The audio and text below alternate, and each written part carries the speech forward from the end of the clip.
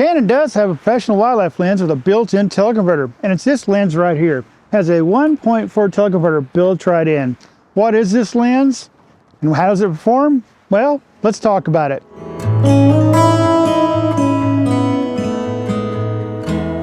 If you've been watching this channel, you know anything about me, you'll know that I shoot a Nikon 400-2.8, and the reason I shoot that lens is because it has a built-in teleconverter, and Canon really doesn't have a Canon RF lens with a built-in teleconverter. But back in the EF days, Canon did develop this lens right here with a built-in teleconverter. It is the Canon EF 2-400 f4 with a 1.4 teleconverter built in. And this lens was introduced 12 years ago back in 2013, so it's not that old in Canon's lineup if you really think about it. It was introduced back with the Mark IIs, or the 500 and the 600 around there. They were 2012, this is 2013. And along with the 500, 600, 400, all the EF mount lenses, along with the 2-400, you're going to need an EF to RF mount adapter. And the good thing about that, for all these big primes, they work almost flawlessly with all these R series cameras, which is really good. Now, how did I get my hands on this lens? Well, thankfully I have a friend here in Homer, Pam, that lended me this lens and let me use it for the last couple of weeks, so I've been up here in Homer. And it's great to have good friends like Bill and Pam to let me take lenses like this out for a period of time for me to show it to you guys, to show you how well these lenses perform and what they are. They're not something you can really get your hands on real easily. So thanks, Pam, for letting me borrow this lens. And guys, please leave a comment down below to tell Pam thank you so much for letting me borrow her lens for a couple weeks. This has been so fun to shoot this lens. Again, not one I think I'd ever get my hands on to go out and shoot. And it has been a joy to shoot this guy. If you're new or find yourself coming back from time to time to this channel, please hit the subscribe button. That's the best way to help me and support the channel. Now, a little bit about this lens before we go out and show you what we've captured out in the field as far as stills and video. This is a 2-400 lens with a built-in 1.4 teleconverter in here. And it's a very nice teleconverter. It's very, very smooth. This switch from 1 to 1.4 is extremely smooth. It is much smoother actually than the Nikon teleconverters, the built-in ones like 400 and the 600. With those, when you flip these over, you'll hear a thunk in there. This one you go across, it's pretty smooth, a lot smoother. And they both have a locking button in here. So when you go to one, you can slip this little tab, it locks it and unlocks it. So when you're 1.4, you can lock it and stay in 1.4. You can't switch back to 1. With the 1.4 teleconverter switched in, now you're at 400, 560. Great range to go from 200 to 560, from f4 to f5.6. That is a great, great range to be shooting for wildlife. As far as the length of this guy, from the flange to the end of the lens hood, it's 19.5 inches long. It is fairly long. It is internally zooming also, so you don't have to worry about any of the dust or any of those problems, or the balance when you're on a gimbal, which makes it really nice when you do shoot on a gimbal. And you probably would want to shoot a gimbal on this guy a lot, because this guy comes in at 7.98 pounds. This is an extremely heavy lens in the lineup. It's because of the teleconverter and all the parts in here. And what makes this lens special? It's just like the 400s and the 600s, the 400-2.8, the 600 f4, and the 500 f4. This has a fluorite element in it along with the UD elements. What does that mean? That means you have the best glass imaginable, the best glass in the market for this lens, just like your 400 2.8, your 500 f4, and your 600 f4. The reason all those lenses are special is because that fluorite element is inside these lenses. That's what makes your images so much better. Like water when you're down low, it'll look real creamy, smooth, and milky compared to having just a straight UD lens. And yes, it aperture does help to make those narrow depth of fields and those bokeh smoother, but the fluorite element in these makes it even more, so much more special, smoother. Your bokeh balls are smoother, your water is smoother, your backgrounds are smoother with a fluorite versus a UD or ED element. That's what makes these lenses so special. Now let's take you out in the field, show you what we've captured the last couple of weeks, show you how this lens performs and what kind of stills and videos this bad boy can take. So let's go do it.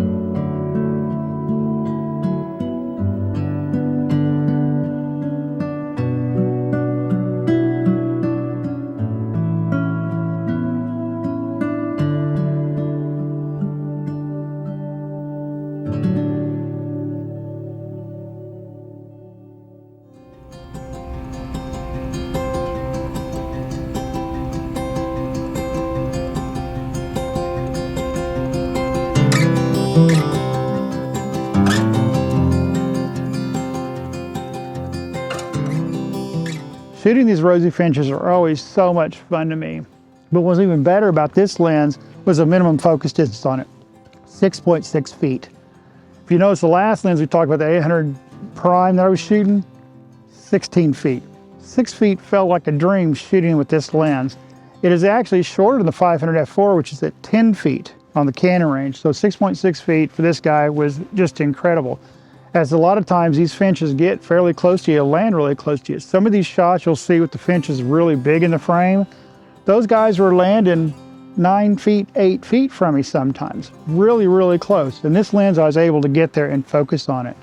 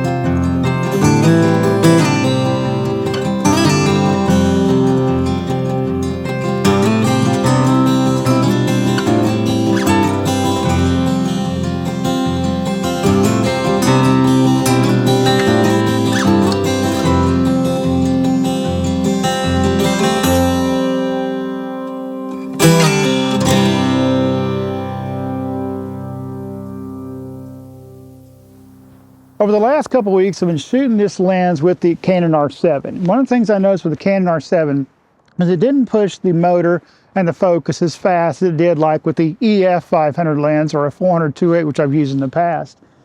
It was a little bit slower than that. And it's also shooting crop factor. So I'm not getting as good at bokeh because of the crop factor as I would with a full frame camera. So I was really lucky that Pam let me also borrow her R5 Mark II for a day or two for me to take out and shoot with this lens to give it a really good fair shake. And the R5 Mark II pushed this lens extremely fast, just like I would push an RF lens, which is really good. The R7 hit autofocus fine, but it was a little slower to get to it sometimes with this lens, so do note that. So I took the R5 Mark II and I went out in the harbor and I went looking for some otters, and I got lucky and found a baby otter, and here's that footage and those stills.